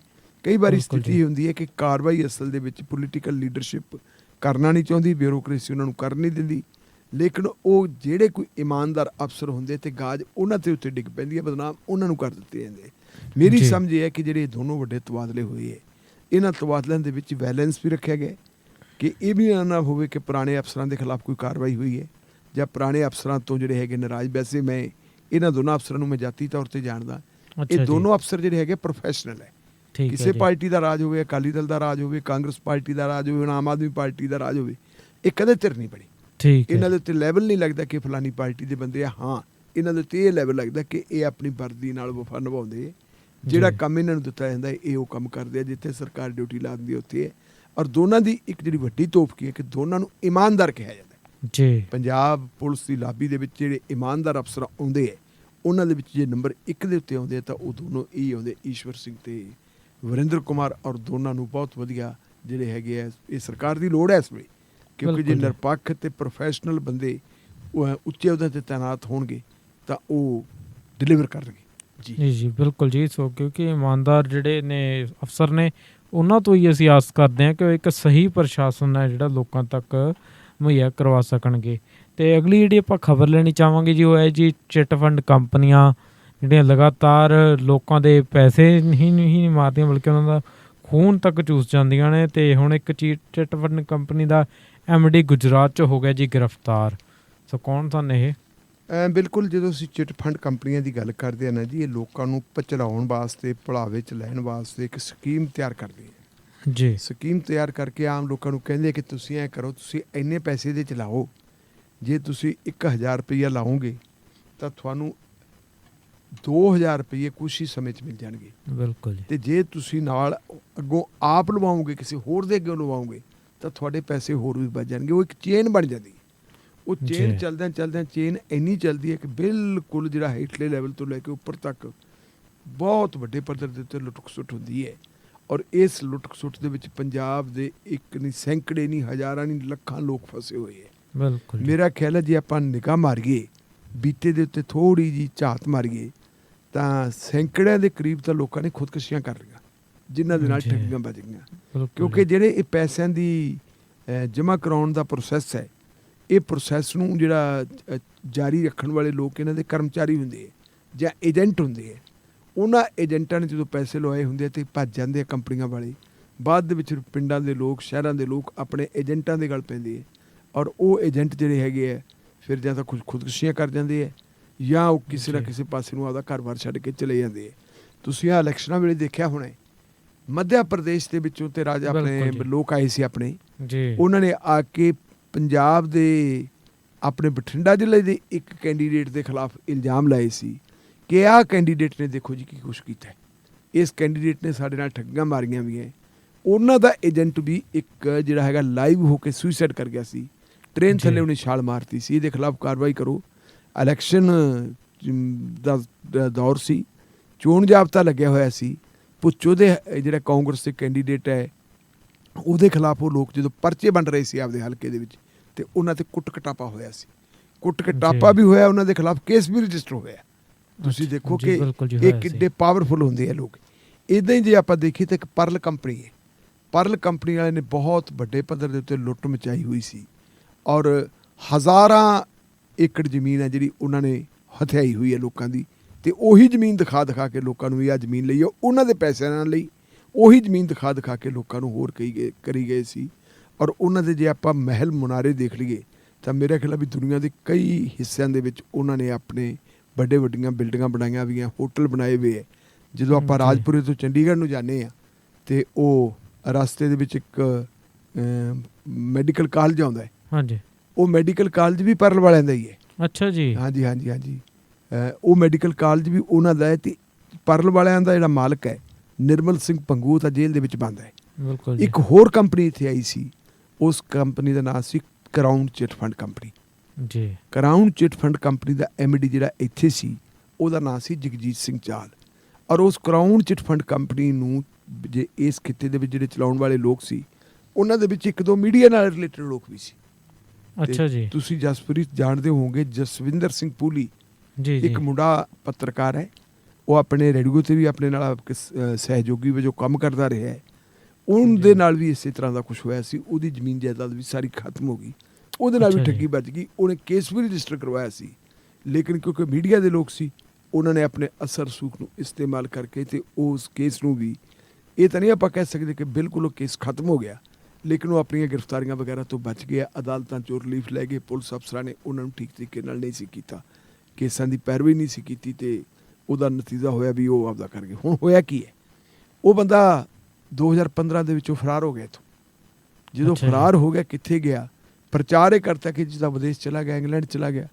ਚਲੋ ਇਹ ਕੰਮ ਚੱਲਦਾ ਰਿਹਾ। ਹੁਣ ਖਬਰ ਇਹ ਆ ਗਈ ਕਿ ਹਰਿਆਣੇ ਦੀ ਪੁਲਿਸ ਨੇ ਗੁਜਰਾਤ ਦੇ ਵਿੱਚ ਛਾਪਾ ਮਾਰਿਆ ਤੇ ਉਸ ਬੰਦੇ ਨੂੰ, ਜਗਜੀਤ ਸਿੰਘ ਨੂੰ ਗ੍ਰਿਫਤਾਰ ਕਰ ਲਿਆ ਉੱਥੋਂ। ਜਗਜੀਤ ਜੀ। ਸਿੰਘ ਦੀ ਹੁਣ ਹਾਲਤ ਕੀ ਹੈ? ਪੰਜਾਬ ਦੇ ਵਿੱਚ ਜਦੋਂ ਵਿਚਰਦਾ ਹੁੰਦਾ ਸੀ, MD ਸਾਹਿਬ ਹੁੰਦਾ ਸੀ, ਉਹਦੇ ਸਿਰ ਤੇ ਦਸਤਾਰ ਬੰਨੀ ਹੁੰਦੀ ਸੀਗੀ, ਬਹੁਤ ਵਧੀਆ ਉਹਦੀ ਦਾੜੀ ਸੀ, ਤੇ ਉੱਥੇ ਜਾ ਕੇ ਉਹਨੇ ਬਿਲਕੁਲ ਸਫਾ ਚੱਟ ਹੋ ਗਿਆ ਔਰ ਅੱਛਾ ਜੀ। ਆਪਣਾ ਜਿਹੜਾ ਹੈਗਾ ਚਿਹਰਾ ਮੋਹਰਾ ਸਾਰਾ ਬਦਲਤਾ, ਸ਼ੇਵ ਕਰਤੀ, ਵਾਲ ਕਟਾਤੇ, ਸਾਰਾ ਕੁਛ ਹੈ। ਲੇਕਿਨ ਲੰਬਾ ਸਮਾਂ ਬੰਦਾ ਕਾਨੂੰਨ ਤੋਂ ਭੱਜ ਨਹੀਂ ਸਕਦਾ, ਉਹਨੂੰ ਗ੍ਰਿਫਤਾਰ ਕਰ ਲਿਆ। ਉਮੀਦ ਹੈ ਵੀ ਹੁਣ ਅਗਲੇ ਦਿਨਾਂ ਦੇ ਵਿੱਚ ਜਿਹੜੀ ਪੰਜਾਬ ਪੁਲਿਸ ਹੈ, ਪੰਜਾਬ ਪੁਲਿਸ ਵੀ ਉਹਦਾ ਰਿਮਾਂਡ ਲੈ ਕੇ ਆਊ।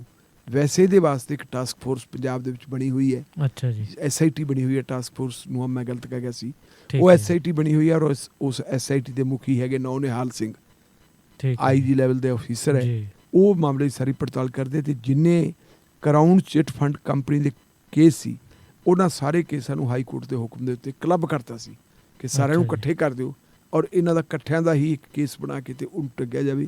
ਹੁਣ ਜਦੋਂ ਆਊਗਾ ਤਾਂ ਮੇਰਾ ਖਿਆਲ ਹੈ ਵੀ ਉਹ ਫਿਰ ਸਾਰਾ ਮਾਮਲਾ ਫਿਰ ਚੱਲਿਆ ਉੱਥੇ ਵੀ ਚੱਲੂਗਾ ਜੀ। ਜੀ ਜੀ ਜੀ। ਸੋ ਯਕੀਨਨ ਇਹ ਵੀ ਇੱਕ ਵੱਡਾ ਮਾਮਲਾ ਜੀ, ਤੇ ਦੇਖਦੇ ਹਾਂ ਆਉਣ ਵਾਲੇ ਦਿਨਾਂ ਦੇ ਵਿੱਚ ਜਿਹੜੀ ਪੁਲਿਸ ਵੱਲੋਂ ਕੀ ਕਾਰਵਾਈ ਕੀਤੀ ਜਾਂਦੀ ਹੈ।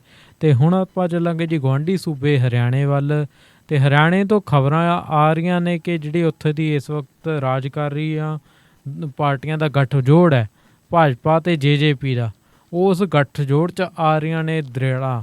ਸੋ ਇਹ ਦਰਾਰਾਂ ਆਉਣ ਦਾ ਕੀ ਕਾਰਨ ਹੈ ਜੀ? ਦੇਖੋ, ਗੱਲ ਜਸਪ੍ਰੀਤ ਇਹ ਹੈ ਕਿ ਜਿਹੜੀ ਪਿਛਲੀ ਵਿਧਾਨ ਸਭਾ ਦੀ ਚੋਣ, ਜਿਹੜੀ ਆ ਮੌਜੂਦਾ ਵਿਧਾਨ ਸਭਾ ਦੀ ਚੋਣ ਹੋਈ ਹੈ ਜੀ, ਇਸ ਚੋਣ ਦੇ ਵਿੱਚ ਕਿਸੇ ਵੀ ਪਾਰਟੀ ਨੂੰ ਉੱਥੇ ਸਪਸ਼ਟ ਬਹੁਮਤ ਨਹੀਂ ਸੀ ਮਿਲਿਆ। ਬਿਲਕੁਲ ਟੋਟਲ 90 ਸੀਟਾਂ ਹੈ। 90 ਸੀਟਾਂ ਦੇ ਵਿੱਚੋਂ ਭਾਜਪਾ ਨੇ ਜਿੱਤੀਆਂ ਸੀ 40 ਸੀਟਾਂ। ਬਹੁਮਤ ਵਾਸਤੇ ਉਹਨਾਂ ਨੂੰ ਚਾਹੀਦੀਆਂ ਸੀ 45 ਜਾਂ 46 ਸੀਟਾਂ ਚਾਹੀਦੀਆਂ ਸੀ। ਹਾਂਜੀ। ਕਾਂਗਰਸ ਪਾਰਟੀ ਨੂੰ ਜਿੱਤੀਆਂ ਸੀ, ਮਿਲੀਆਂ 31 ਸੀਟਾਂ। 9 ਇੰਡੀਪੈਂਡੈਂਟ ਜਿੱਤ ਗਏ ਸੀ ਤੇ 10 ਜਿੱਤ ਗਏ ਸੀਗੇ JJP ਵਾਲੇ। ਬਿਲਕੁਲ ਜੀ। ਤਾਂ ਉੱਥੇ ਹੋਇਆ ਫਿਰ ਇਹ ਵੀ ਭਾਰਤੀ ਜਨਤਾ ਪਾਰਟੀ ਨੇ JJP ਵਾਲਿਆਂ ਨਾਲ ਹੱਥ ਮਿਲਾ ਲਿਆ ਤੇ ਡਿਪਟੀ ਮੁੱਖ ਮੰਤਰੀ ਦਾ ਅਹੁਦਾ JJP, ਜਨ ਨਾਇਕ ਜਨਤਾ ਪਾਰਟੀ, ਬਿਲਕੁਲ ਜੀ। ਉਹਦੇ ਜਿਹੜੇ ਲੀਡਰ ਸੀਗੇ ਉਹਨਾਂ ਨੂੰ ਦੇ ਦਿੱਤਾ ਸੀ ਦੁਸ਼ਯੰਤ ਸਿੰਘ ਚੌਟਾਲਾ ਨੂੰ ਕਿ ਤੁਸੀਂ ਡਿਪਟੀ ਮੁੱਖ ਮੰਤਰੀ ਹੋ। ਕੁਝ ਉਹਨਾਂ ਨੂੰ ਅਹੁਦੇ ਹੋਰ ਦਿੱਤੇ ਸੀ। ਇਸੇ ਤਰੀਕੇ ਉਹਨਾਂ ਨੇ ਕੁਝ ਜਿਹੜੇ ਇੰਡੀਪੈਂਡੈਂਟ MLA ਸੀ ਉਹਨਾਂ ਨੂੰ ਵੀ ਜਿਹੜੇ ਅਹੁਦੇ ਦਿੱਤੇ ਸੀ। ਹੁਣ ਸਰਕਾਰ ਉਹਨਾਂ ਦੀ ਚੱਲਦੀ ਆ ਰਹੀ ਸੀ, ਚੋਣਾਂ ਅੱਗੇ ਫਿਰ ਆ ਗਈਆਂ। ਕਾਂਗਰਸ ਪਾਰਟੀ ਨੇ ਜਿਹੜੀ ਪਿਛਲੀ ਵਾਰੀ ਗਲਤੀ ਕੀਤੀ ਸੀ, ਐਤਕੀ ਉਹਨਾਂ ਨੇ ਗਲਤੀ ਸੁਧਾਰ ਲਈ। ਐਤਕੀ ਕਮਾਂਡ ਪਹਿਲੀਆਂ 'ਚ ਹੀ ਭੁਪਿੰਦਰ ਸਿੰਘ ਹੁੱਡਾ ਦੇ ਹਵਾਲੇ ਕਰਤੀ ਹੈ ਔਰ ਭੁਪਿੰਦਰ ਸਿੰਘ ਹੁੱਡਾ ਜਿਹੜਾ ਹੈਗਾ ਇੱਕ ਬੜਾ ਸਮਰੱਥ ਲੀਡਰ ਹੈ ਔਰ ਜਾਟ ਕਮਿਊਨਿਟੀ ਦੇ ਵਿੱਚੋਂ ਆਉਂਦਾ, ਆਪਦੀ ਕਮਿਊਨਿਟੀ ਦੇ ਵਿੱਚ ਤਾਂ ਉਹਦਾ ਬੋਲਬਾਲਾ ਹੈ ਹੀ ਹੈ, ਦੂਜੇ ਭਾਈਚਾਰਿਆਂ ਦੇ ਵਿੱਚ ਵੀ ਉਹਦਾ ਅਸਰ ਸੂਖ ਹੈ ਤੇ ਇਹ ਪਤਾ ਲੱਗਦਾ ਕਿ ਲੜਾਈ ਅੱਗੇ ਗਏਗਾ ਚੋਣੀ। ਅੱਛਾ। ਇਹ ਵਿਧਾਨ ਸਭਾ ਦੀਆਂ ਚੋਣਾਂ ਤੋਂ ਪਹਿਲਾਂ ਹੁਣ ਉੱਥੇ ਲੋਕਲ ਬਾਡੀ ਦੀਆਂ ਚੋਣਾਂ ਹੋ ਰਹੀਆਂ। ਲੋਕਲ ਬਾਡੀ ਦੀਆਂ ਚੋਣਾਂ ਵੇਲੇ ਭਾਰਤੀ ਜਨਤਾ ਪਾਰਟੀ ਨੇ ਕਹਿ ਦਿੱਤਾ ਕਿ ਅਸੀਂ ਆਪਣੇ ਬਲਬੂਤੇ ਹੀ ਚੋਣਾਂ ਲੜਾਂਗੇ, ਅਸੀਂ ਜਿਹੜੀ JJP ਹੈ ਇਹਦੇ ਨਾਲ ਚੋਣ ਗੱਠਜੋੜ ਨਹੀਂ ਕਰਾਂਗੇ ਜੀ। ਠੀਕ ਹੈ ਜੀ, ਨਾ ਕਰੋ। ਤਾਂ ਹੁਣ ਆ ਗਈਆਂ ਉੱਥੇ ਰਾਜ ਸਭਾ ਦੀਆਂ ਚੋਣਾਂ। ਰਾਜ ਸਭਾ ਦੀਆਂ ਚੋਣਾਂ ਦੇ ਵਿੱਚ JJP ਵਾਲਿਆਂ ਨੇ ਫੈਸਲਾ ਕਰ ਲਿਆ ਕਿ ਅਸੀਂ ਆਪਣੀਆਂ ਵੋਟਾਂ ਭਾਰਤੀ ਜਨਤਾ ਪਾਰਟੀ ਨੂੰ ਨਹੀਂ ਪਾਵਾਂਗੇ। ਅੱਛਾ। ਕਾਂਗਰਸ ਪਾਰਟੀ ਨੂੰ ਵੀ ਉਹ ਵੋਟਾਂ ਪਾ ਨਹੀਂ ਸਕਦੇ। ਹੁਣ ਉਹਦਾ ਨਤੀਜਾ ਕੀ ਹੋਇਆ ਕਿ ਉੱਥੇ ਇੱਕ ਇੰਡੀਪੈਂਡੈਂਟ ਕੈਂਡੀਡੇਟ ਖੜਾ ਹੋ ਗਿਆ। ਜਿਹੜਾ ਇੰਡੀਪੈਂਡੈਂਟ ਕੈਂਡੀਡੇਟ ਖੜਾ ਹੋਇਆ ਹੈ ਉਹ ਇੱਕ ਕਾਂਗਰਸ ਦਾ ਬਹੁਤ ਵੱਡਾ ਲੀਡਰ ਹੁੰਦਾ, ਉਹਦਾ ਭਰਾ ਮੁਲਕ ਦੇ ਸਾਬਕਾ ਜਿਹੜੇ ਰਾਸ਼ਟਰਪਤੀ ਹੁੰਦੇ ਸੀ ਮਰਹੂਮ ਸ਼ੰਕਰ ਦਿਆਲ ਸ਼ਰਮਾ, ਉਹਨਾਂ ਦਾ ਸਨ ਇਨ ਲਾ ਸੀ। ਮਤਲਬ ਸ਼ੰਕਰ ਦਿਆਲ ਸ਼ਰਮਾ ਦੀ ਧੀ ਵਿਨੋਦ ਸ਼ਰਮਾ ਦੇ ਭਰਾ ਨੂੰ ਵਿਆਹੀ ਹੋਈ ਸੀ। ਇਹ ਤੋਂ ਅੰਦਾਜ਼ਾ ਲਾਓ ਕਿ ਕਿੱਡਾ ਪਾਵਰਫੁਲ ਪਰਿਵਾਰ ਹੈ। ਬਿਲਕੁਲ ਜੀ। ਔਰ ਉਸ ਪਰਿਵਾਰ ਦਾ ਬਹੁਤ ਵੱਡਾ ਜਿਹੜਾ ਹੈਗਾ ਕਾਰੋਬਾਰ ਹੈ ਜੀ। ਚੰਡੀਗੜ੍ਹ ਦੇ ਵਿੱਚ ਹੋਟਲ ਵਗੈਰਾ ਵੀ ਹੈ, ਮੇਰੇ ਖਿਆਲ ਪਿਕਾਡਲੀ ਹੋਟਲ ਵੀ ਉਹਨਾਂ ਦਾ ਹੀ ਹੈ। ਅੱਛਾ ਜੀ। ਪਿਕਾਡਲੀ ਇੰਡਸਟਰੀ ਵੀ ਉਹਨਾਂ ਦੀ ਹੈ। ਠੀਕ ਹੈ ਜੀ। ਤੁਸੀਂ ਸੁਣਿਆ ਹੋਣਾ ਹੈ ਇੱਕ ਜੈਸਕਾ ਲਾਲ ਕਾਂਡ ਹੋਇਆ ਸੀ ਦਿੱਲੀ 'ਚ। ਬਿਲਕੁਲ ਜੀ। ਜੀ। ਜੈਸਕਾ ਲਾਲ ਕਾਂਡ ਦਾ ਜਿਹੜਾ ਮੁੱਖ ਮੁਲਜ਼ਮ ਸੀ ਉਹਦਾ ਨਾਮ ਮਨੂ ਸ਼ਰਮਾ। ਹਾਂਜੀ। ਤੇ ਮਨੂ ਸ਼ਰਮਾ ਵੀ ਇਹਨਾਂ ਦਾ ਹੀ ਲੜਕਾ ਸੀ, ਇਸੇ ਪਰਿਵਾਰ ਦਾ ਹੀ, ਜਿਹੜਾ ਪਿਕਾਡਲੀ ਪਰਿਵਾਰ ਹੈ ਵਿਨੋਦ ਸ਼ਰਮੇ ਦਾ ਲੜਕਾ ਹੀ ਸੀ। ਔਰ ਹੁਣ ਵਿਨੋਦ ਸ਼ਰਮੇ ਦਾ ਇੱਕ ਹੋਰ ਲੜਕਾ ਹੈ ਜਿਹਦਾ ਨਾਂ ਹੈਗਾ ਕਾਰਤਿਕੇ ਸ਼ਰਮਾ। ਕਾਰਤਿਕੇ ਸ਼ਰਮਾ ਨੇ ਇੰਡੀਪੈਂਡੈਂਟ ਚੋਣ ਲੜਨ ਦਾ ਫੈਸਲਾ ਕਰ ਲਿਆ। ਹੁਣ ਉਹ ਇੰਡੀਪੈਂਡੈਂਟ ਚੋਣ ਲੜ ਰਿਹਾ। ਉਹਦੇ ਇੰਡੀਪੈਂਡੈਂਟ ਜਦੋਂ ਕੱਲ੍ਹ ਕਾਗਜ਼ ਦਾਖਲ ਕਰਵਾਏ ਹੈ, ਕਾਗਜ਼ ਦਾਖਲ ਕਰਵਾਉਣ ਵਾਸਤੇ ਰਣਜੀਤ ਸਿੰਘ ਚੌਟਾਲਾ ਜਿਹੜਾ ਉੱਥੇ ਦਾ ਬਿਜਲੀ ਮੰਤਰੀ ਹੈ ਜੀ। ਔਰ ਇਹ ਰਣਜੀਤ ਸਿੰਘ ਚੌਟਾਲਾ ਭਾਵੇਂ ਹੈ ਚੌਧਰੀ ਦੇਵੀ ਲਾਲ ਦਾ ਬੇਟਾ, ਲੇਕਿਨ ਪਿਛਲੀ ਵਾਰੀ ਇਹ ਰਾਣੀਆਂ ਹਲਕੇ ਤੋਂ ਇੰਡੀਪੈਂਡੈਂਟ ਜਿੱਤਿਆ ਸੀ। ਠੀਕ ਹੈ ਜੀ। ਇੰਡੀਪੈਂਡੈਂਟ ਜਿੱਤਿਆ ਸੀ ਉਹਨੂੰ ਵਜ਼ੀਰ ਬਣਾਇਆ ਹੋਇਆ ਤੇ ਉਹ ਵੀ ਉਹਨਾਂ ਦੇ ਨਾਲ ਗਿਆ। ਇਹਦਾ ਮਤਲਬ ਕਿ 10 ਕੇ ਜਿਹੜੇ MLA ਤਾਂ ਚਲੇ ਗਏ JJP ਦੇ, ਤੇ ਜੇ ਰਣਜੀਤ ਸਿੰਘ ਗਿਆ ਤਾਂ ਰਣਜੀਤ ਸਿੰਘ ਵੀ 9 ਦੇ ਵਿੱਚੋਂ ਜਿਹੜੇ ਇੰਡੀਪੈਂਡੈਂਟ ਹੈ ਕੁਝ ਇੱਕ ਨੂੰ ਖਿੱਚ ਕੇ ਨਾਲ ਹੋਰ ਲਿਜਾ ਸਕਦਾ ਹੈ। ਸਰਕਾਰ ਦੇ ਵਿੱਚੋਂ ਗੱਠਜੋੜ 'ਚ ਹੈ, ਪਰ ਬਾਹਰੋਂ ਉਹ ਸਰਕਾਰ ਦੀ ਜਿੱਦਾਂ ਜਿਹੜਾ BJP ਵੱਡੀ ਪਾਰਟੀ ਹੈ ਸਰਕਾਰ ਦੀ ਭਾਗੀਦਾਰ, ਉਹਦੀ ਉਹ ਮੁਖਾਲਫਤ ਕਰ ਰਿਹਾ ਹੈ। ਤਾਂ ਇਹ ਤੋਂ ਇਉਂ ਲੱਗਦਾ ਵੀ ਗਲਤਾ ਕੜਵਟ ਕਾਫੀ ਜ਼ਿਆਦਾ ਹੈ। ਬਿਲਕੁਲ ਜੀ। ਅੱਗੇ ਹੁਣ ਜੇ ਆਪਾਂ ਦੇਖਣਾ ਹੈ ਕਿ BJP ਨੇ ਆਪਣੇ 2 ਕੈਂਡੀਡੇਟ ਖੜੇ ਕੀਤੇ ਹੋਏ ਹੈ। ਜੀ। ਇੱਕ ਕੈਂਡੀਡੇਟ ਖੜਾ ਕੀਤਾ ਹੋਇਆ ਹੈ, ਹਾਂ 3 ਸੀਟਾਂ ਹੈ। ਇੱਕ BJP ਨੇ ਖੜਾ ਕਰ ਦਿੱਤਾ, ਇੱਕ ਕਾਂਗਰਸ ਨੇ ਖੜਾ ਕਰ ਦਿੱਤਾ। ਕਾਂਗਰਸ ਨੇ ਜਿਹੜਾ ਖੜਾ ਕੀਤਾ ਹੈ ਉਹ ਕੀਤਾ ਅਜੇ ਮਾਕਨ। ਅੱਛਾ ਤੇ ਜੀ। ਅਜੇ ਮਾਕਨ ਵੀ ਇਹਨਾਂ ਦਾ ਰਿਸ਼ਤੇਦਾਰੀ ਹੈ ਜੀ ਕਿਉਂਕਿ ਇਸੇ ਕਾਰਤਿਕੇ ਫੈਮਿਲੀ ਦਾ ਠੀਕ ਹੈ ਜਿਹੜਾ ਜੀ। ਕਾਰਤਿਕੇ ਦਾ ਚਾਚਾ ਸੀ, ਉਹਨਾਂ ਦੇ ਵਿਆਹਿਆ ਹੋਇਆ ਸ਼ੰਕਰਦਿਆਲ ਸ਼ਰਮਾ ਦੇ, ਉਹਦਾ ਸਾਡੂ ਇਹਦਾ ਚਾਚਾ ਹੁੰਦਾ ਅਜੇ ਮਾਕਨ ਦਾ, ਲਲਿਤ ਮਾਕਨ। ਜੀ। ਹੁਣ ਇੱਥੇ ਇਹ ਪਤਾ ਲੱਗਦਾ ਕਿ ਇਹਦੇ ਨਾਲ ਜਦੋਂ ਇਹ ਵੋਟਾਂ ਟੁੱਟਣ ਗਈਆਂ, ਉਧਰੋਂ ਕੁਲਦੀਪ ਬਿਸ਼ਨੋਈ ਜਿਹੜਾ ਲੀਡਰ ਤਾਂ ਕਾਂਗਰਸ ਹੈ, ਬਿਲਕੁਲ ਜੀ। ਲੇਕਿਨ ਉਹ ਵੀ ਰਾਜ ਸਭਾ ਦੀ ਸੀਟ ਮੰਗਦਾ ਸੀ। ਕਾਂਗਰਸ ਪਾਰਟੀ ਨੇ ਉਹਨੂੰ ਰਾਜ ਸਭਾ ਦੀ ਸੀਟ ਟਿਕਟ ਨਹੀਂ ਦਿੱਤੀ, ਟਿਕਟ ਦਿੱਤੀ ਅਜੇ ਮਾਕਨ ਨੂੰ। ਅਜੇ ਮਾਕਨ ਇੰਚਾਰਜ ਲਾਇਆ ਹੋਇਆ ਰਾਜਸਥਾਨ ਦਾ, ਸੋ ਭੰਬਲ ਭੂਸਾ ਜਿਹਾ ਕਾਫੀ ਪਿਆ ਹੋਇਆ ਹੈ। ਹੁਣ ਉਹਦੇ ਤੋਂ ਲੱਗਦਾ ਇਹ ਹੈ ਵੀ ਇੱਕ ਪਾਸੇ ਤਾਂ ਭਾਰਤੀ ਜਨਤਾ ਪਾਰਟੀ ਨੂੰ ਨੁਕਸਾਨ ਹੋਣਾ ਹੈ, ਦੂਜੇ ਪਾਸੇ ਕਾਂਗਰਸ ਪਾਰਟੀ ਨੂੰ ਵੀ ਨੁਕਸਾਨ ਹੋ ਬਿਲਕੁਲ ਸਕਦਾ ਜੀ। ਹੈ। ਕਿਉਂਕਿ ਜੇ ਕਾਂਗਰਸ ਪਾਰਟੀ ਦੀਆਂ ਕੁਝ ਵੋਟਾਂ ਟੁੱਟ ਗਈਆਂ ਔਰ ਭਾਰਤੀ ਜਨਤਾ ਪਾਰਟੀ ਨੂੰ ਨੇ ਆਪਣੇ ਉਮੀਦਵਾਰ ਨਾਲੋਂ ਜਿਹੜੀਆਂ ਵਾਧੂ ਵੋਟਾਂ ਹੋਣਗੀਆਂ ਜੀ। ਉਹ ਵੋਟਾਂ ਕਾਰਤਿਕੇ ਸ਼ਰਮਾ ਨੂੰ ਪਾਤੀਆਂ, ਤਾਂ ਇਹਦਾ ਮਤਲਬ ਹੈ ਕਿ ਫਿਰ ਖਤਰਾ ਜਿਹੜਾ ਹੈ ਉਹਦੇ ਲਈ ਵੀ ਹੋ ਸਕਦਾ ਹੈ, ਅਜੇ ਮਾਕਨ ਲਈ ਵੀ। ਅਗਲੀ ਵੱਡੀ ਗੱਲ ਇਹ ਹੈ ਜਿਹੜੀ ਸੋਚਣ ਵਾਲੀ ਹੈ ਕਿ ਰਿਫਟ ਤਾਂ ਇਹਨਾਂ 'ਚ ਪੈ ਗਈ JJP ਤੇ ਭਾਜਪਾ 'ਚ। ਇਹ ਤੋਂ ਅੱਗੇ ਜਦੋਂ ਵਿਧਾਨ ਸਭਾ ਦੀਆਂ ਚੋਣਾਂ ਹੋਣੀਆਂ ਉਦੋਂ ਮਾਮਲਾ ਫਿਰ ਇਹ ਮੇਰਾ ਖਿਆਲ ਹੈ ਚੋਣਾਂ ਅਲੱਗ-ਅਲੱਗ ਲੜਨਗੇ ਤੇ ਫਿਰ ਉੱਥੇ ਕਾਂਗਰਸ ਪਾਰਟੀ ਦਾ ਦਾਅ ਵੀ ਲੱਗ ਸਕਦਾ ਹੈ। ਵੈਸੇ ਇੱਕ ਨਵੀਂ ਐਂਟਰੀ ਉੱਥੇ ਹੋ ਗਈ ਹੈ ਆਮ ਆਦਮੀ ਪਾਰਟੀ ਦੀ ਵੀ, ਬਿਲਕੁਲ ਜੀ। ਪਰ ਆਮ ਆਦਮੀ ਪਾਰਟੀ ਇਸ ਵੇਲੇ ਬੈਕਫੁੱਟ 'ਤੇ ਹੈ। ਭਾਵੇਂ ਉਹਨਾਂ ਦੀ ਕੋਸ਼ਿਸ਼ ਗੁਜਰਾਤ, ਹਿਮਾਚਲ ਪ੍ਰਦੇਸ਼ ਤੇ ਹਿਮਾਚਲ ਪ੍ਰਦੇਸ਼ ਦੇ ਨਾਲ ਹਰਿਆਣਾ ਦੇ ਵਿੱਚ ਵੀ ਹੈ, ਲੇਕਿਨ ਜਿਹੜੀ ਆ ਸਿੱਧੂ ਮੂਸੇਵਾਲਾ ਦਾ ਘਟਨਾਕ੍ਰਮ ਹੋਇਆ ਹੈ, ਇਸ ਘਟਨਾਕ੍ਰਮ ਤੋਂ ਬਾਅਦ ਆਮ ਆਦਮੀ ਪਾਰਟੀ ਦਾ ਜਿਹੜਾ ਪਾਣੀ ਹੈ ਉਹ ਪਹਿਲਾਂ ਦੇ ਮੁਕਾਬਲਤਨ ਲੱਥਾ ਹੋਇਆ ਬਿਲਕੁਲ ਤੇ ਇਹ ਉੱਥੇ ਪਤਾ ਨਹੀਂ ਕੀ ਹੋ ਜੇ। ਸੋ ਵੇਖਦੇ ਹਾਂ ਕੀ ਬਣਦਾ ਅੱਗੇ। ਜੀ ਜੀ ਬਿਲਕੁਲ ਜੀ। ਸੋ ਜਿਹੜਾ ਇਹ ਸਿਆਸੀ ਗੱਠਜੋੜ ਨੇ ਕਾਫੀ ਗੁੰਝਲਦਾਰ ਹੋਇਆ ਪਿਆ ਮਾਮਲਾ, ਸੋ ਦੇਖਦੇ ਹਾਂ ਇਸ ਦੌਰਾਨ ਕੀ ਹੀ ਦੇਖਣ ਨੂੰ ਮਿਲਦਾ ਹੈ ਸਾਨੂੰ ਭਵਿੱਖ ਦੇ ਵਿੱਚ। ਤੇ ਇਹ ਸਨ ਅੱਜ ਦੀਆਂ ਖਾਸ ਖਬਰਾਂ ਜਿਨ੍ਹਾਂ ਦੇ ਉੱਤੇ ਸਾਡੇ ਨਾਲ ਬਖਤੌਰ ਸਿੰਘ ਢਿੱਲੋਂ ਨੇ ਚਰਚਾ ਕੀਤੀ। ਆਪ ਜੀ ਦਾ ਬਹੁਤ ਬਹੁਤ ਧੰਨਵਾਦ ਜੀ। ਸ਼ੁਕਰੀਆ ਜੀ, ਮਿਹਰਬਾਨੀ ਜੀ। ਸੋ ਪਿਆਰੇ ਸਰੋਤਿਓ, ਇਹ ਸਨ ਅੱਜ ਦੀਆਂ ਖਬਰਾਂ ਤੇ ਇਸ ਪ੍ਰੋਗਰਾਮ ਸ਼ਮਾਂ ਨੂੰ ਹੁਣ ਅਸੀਂ ਇੱਥੇ ਹੀ ਸਮਾਪਤ ਕਰਾਂਗੇ ਜੀ ਤੇ ਆਪ ਜੀ ਤੋਂ ਲਵਾਂਗੇ ਇਜਾਜ਼ਤ। ਇੱਥੇ ਮੈਂ ਇਹ ਵੀ ਦੱਸਣਾ ਚਾਹੂੰਗਾ ਕਿ ਕੱਲ੍ਹ ਮੇਰੇ ਥੋੜ੍ਹੇ ਜਿਹੇ ਰੁਝੇਵੇਂ ਨੇ, ਇਸ ਕਰਕੇ ਕੱਲ੍ਹ ਮੈਂ ਸ਼ਾਇਦ ਪ੍ਰੋਗਰਾਮ ਨਾ ਕਰ ਸਕਾਂ, ਇਸ ਲਈ ਅਸੀਂ ਸ਼ੁੱਕਰਵਾਰ ਨੂੰ ਹੀ ਹੁਣ ਮਿਲਾਂਗੇ। ਸੋ ਰੱਖਿਓ ਆਪਣਾ ਖਿਆਲ। ਸਤਿ ਸ਼੍ਰੀ ਅਕਾਲ ਜੀ।